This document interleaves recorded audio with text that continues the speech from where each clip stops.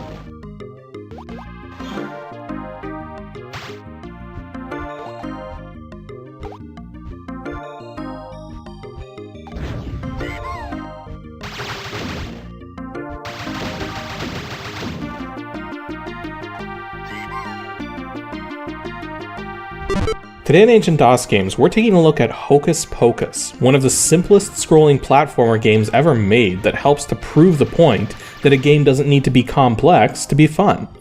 This game's actually incredibly nostalgic for me, because every time I play it, it reminds me of my all-time most favorite Sega Genesis game, which happens to be Wonder Boy and Monster World. The early parts of Hocus Pocus have a similar graphical design to that game, and even the music has some resemblance. The further in you get, though, the more it feels like a typical shareware platformer, and the more the music feels like standard ad-lib fare.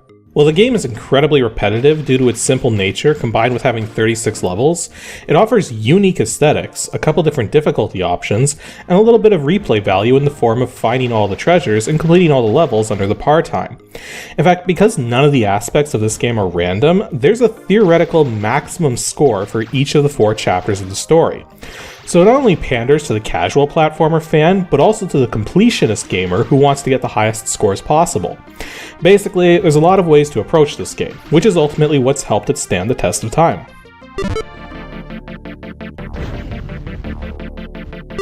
Hocus Pocus was developed by Moonlight Software and was originally published through Apogee in 1994, though there's also a CD-ROM version out there published by WizardWorks in 1995.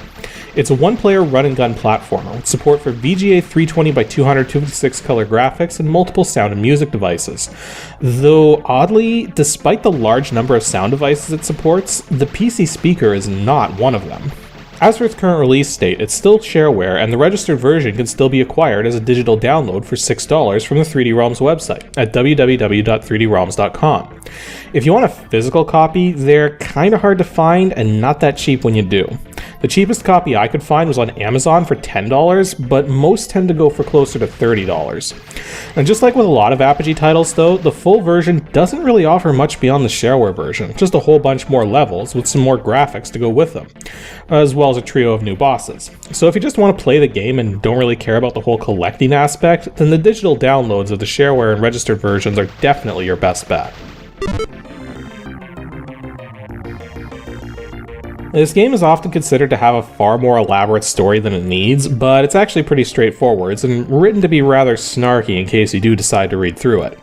Basically, the game takes place in a magical land known as Lattice, and you play the role of a young apprentice wizard named Hocus Pocus, who's been studying long and hard to become a member of the Council of Wizards. However, the head of the council, Terexon, doesn't believe Hocus is taking his studies very seriously, especially since he's been noticing Hocus doodling on his spellbooks. On top of this, Hocus has been deemed unable to marry his true love, Popopa, until he actually becomes a council member for reasons that are actually never explained. So, in order to prove his worth and show that he's capable of being a full-fledged council wizard, Hocus is challenged by Terexon to solve a series of tasks across the dimensional shortcuts, more commonly known as magic paths, which make up Lattice. Now, these paths lead to all sorts of places and times all across the land, which are home to many magic crystals, which are being used by some of the council's enemies to power their magic. Now, your goal is to first capture these magic crystals to rob the council enemies of their power, then to challenge and defeat the council's adversaries yourself. Now your trip through the magic paths first pits you up against the mad monks of Melanois, then a bunch of tree demons, then some dragons.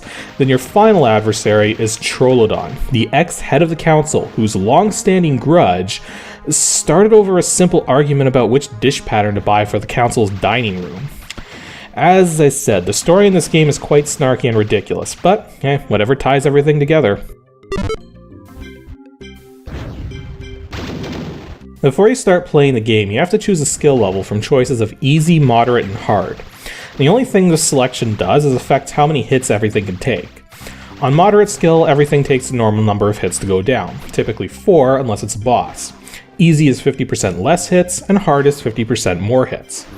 There's also an option to adjust the speed of the game, although typically you'll want to leave this at its default setting, though the lower and higher speed settings actually make sense from a gameplay perspective and really do feel like appropriate lower and higher speeds you could actually play. Now, a lot of DOS games with speed controls often didn't time them very well, making it impossible to set things ludicrously slow or insanely fast. In terms of playing the game, it couldn't be simpler. You move around with the arrow keys or numeric keypad, jump with the control key, and fire lightning bolts with the alt key.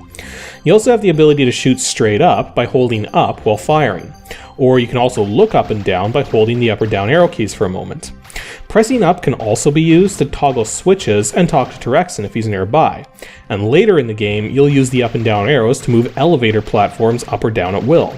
The goal in each level is to collect all of the crystals present, of which there'll be as few as 4 or as many as 9.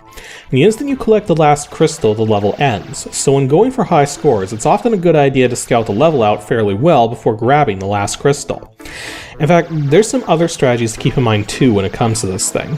The level number, which shows up in the bottom right corner, will continually blink once you've found all the treasures, so until that happens, you still have treasures to find. Also, the only things worth any points at all are the treasures themselves. Enemies are worth nothing, so sometimes it's actually better to just skip past enemies instead of defeating them. Unless you have a hunch you're going to have to go through them again, or if you're playing levels in the final chapter, as that particular chapter has a severe lack of health potions. Speaking of the health potions, there's actually a handful of power-ups you're going to want to keep your eyes open for, most of which are potions. These gray potions give you 3 shots of a fireball attack, which oddly enough are called lasers in the game, even though they're clearly fireballs.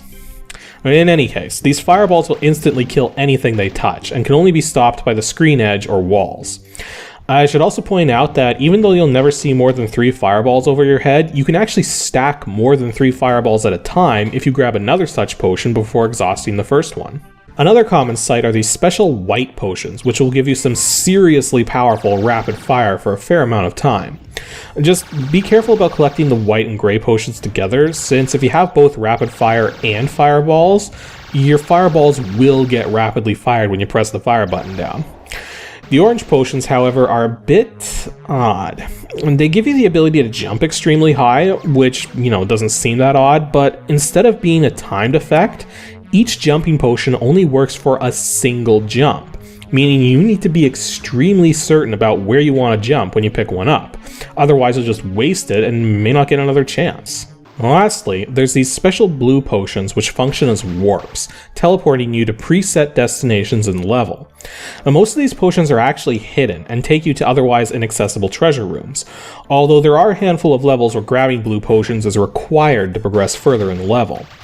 For the ones that are hidden though, you'll often uncover them by shooting your way through breakable walls, which can always be figured out from the regular walls easily enough, though in some levels the designs of the breakable walls may blend in better with the regular walls than in other levels. Now, as was pretty typical with Apogee and Epic platformers, you can only have one shot on the screen at a time, but can find extra shots lying around to boost the number of shots you can have on screen at a time. Now, you always start each level with just a single shot, but you'll typically find your first lightning bolt right near where you started from, and in some levels you'll even be able to find a second lightning bolt further in to give you 3 shots at a time.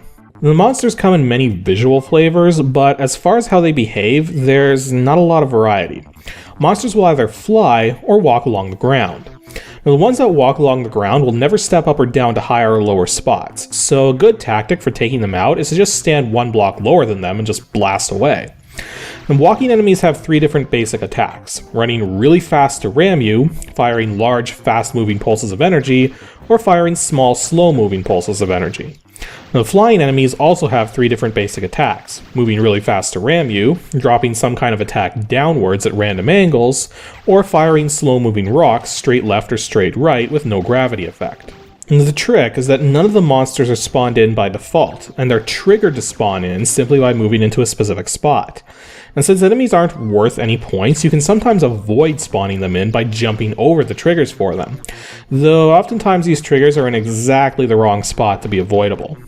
Now you have to be extra careful too once you reach the later parts of the game, as sometimes the triggers will spawn monsters on both sides of you, and sometimes they'll trigger monsters which are off screen, which prevents them from spawning in until they're scrolled onto the screen. Which wouldn't be so bad if the trigger sound wasn't linked to the trigger itself. Thus, off-screen spawns can be some of the hardest ones to deal with, since you'll only know they're there visually and not audibly. Unfortunately, this game is very aware that it's a PC game with no tie to extra lives, so when you run out of health and die, you simply restart the current level from the beginning. You also have the ability to manually restart the level from the game menu if you run into a situation where you can't progress forwards anymore, which is rare but can indeed happen in a handful of the levels.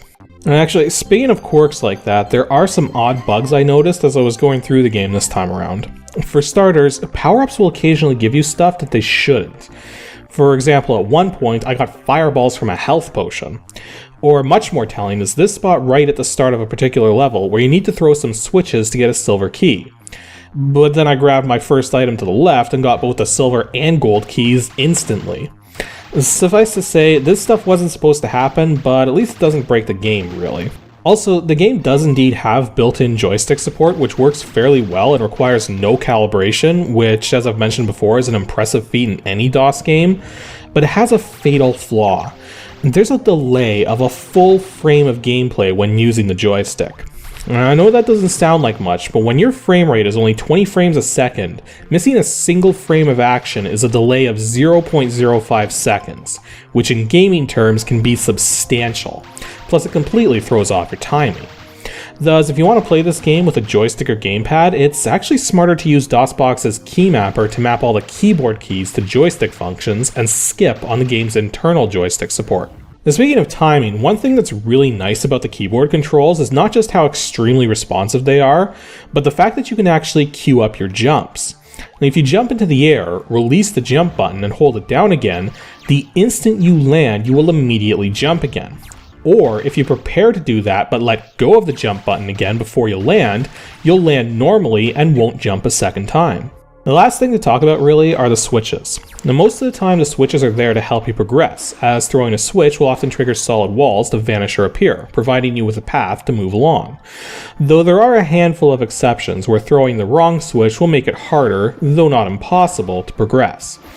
You'll also often come across combination switches, where 2, 3, or 4 switches near each other need to be set properly to make the path continue. To be honest though, I find it odd that they used switches instead of buttons, since most of these switches can only be thrown once, and if you attempt to use them again, the switch does indeed move, but nothing happens. Overall, Hocus Pocus is an incredibly simple but a fun platforming experience. It only takes 4 hours to beat the game, and you'll have seen almost everything the game has to offer by the time you've reached the halfway point. But it's one of those games that really doesn't take any serious effort to learn or master. Granted, this simple nature is not only the game's greatest asset, but also its greatest weakness. Now, some players may find the game far too easy or far too repetitive given the lack of depth. To that end, it's worth trying the shareware version for sure, and if you want more of the game beyond the 9 levels that are in that version, then the registered version will give you an extra 27 to sink your teeth into. Running the game in DOSBox simply requires you to set the cycles count to max, as leaving it set to auto will result in some poor performance. Again, even though the joystick support works without any extra configuration, it has that delay that I mentioned. So using the DOSBox key mapper instead of the game's internal joystick support is definitely the better way to go. Anywho, that's all for today's episode of Ancient DOS Games. Next week for episode 145, we're going to be taking a look at a game where you not only get to race cars, but tweak the heck out of them, long before games like Gran Turismo and Need for Speed gave you the ability to do that. And if you think you know which game is like that, then send your guess to adg@pixelships.com and stay tuned to see... Oh man, that was a terrible pun. Whatever, just watch the show next Saturday.